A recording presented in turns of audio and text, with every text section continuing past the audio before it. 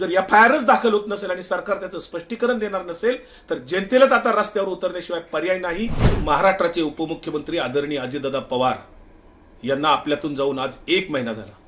नियमाप्रमाणे 30 दिवसांमध्ये DGCA कडनं पहिला प्राथमिक अहवाल येणं अपेक्षित होतं, परंतु तो आलेला नाही। तपास यंत्रणांना अनेक पुरावे प्रसार माध्यमांच्या माध्यमातून, पत्रव्यवहाराच्या माध्यमातून अनेक कागदपत्र आमदार रोहित पवार यांनी दिलेली आहेत। आमदार रोहित पवार त्याच्यासाठी आग्रही आहेत, अनेक लोक आग्रही आहेत। महाराष्ट्रातला प्रत्येक माणूस प्रश्न विचारतोय अजितदादांच्या घातपाताच्या संदर्भात, पण या घातपाताच्या संदर्भाने तपास सुरू नाहीये।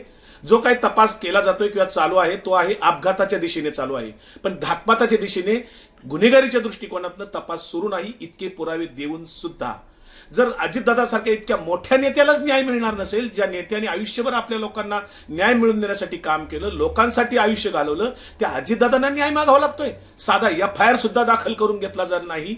याच्यासारखी निंदनीय आणि संतापजनक दुसरी कुठली गोष्ट असू शकत नाही। कायद्यात तरतूद असताना सुद्धा, घटनेने दिलेला अधिकार असताना सुद्धा जर FIRच दाखल होत नसेल आणि सरकार त्याचं स्पष्टीकरण देणार नसेल तर जनतेलाच आता रस्त्यावर उतरण्याशिवाय पर्याय नाही। 1 महिना झाला अजितदादांना आपण न्याय मागतोय, स्पष्टीकरण मिळत नाही।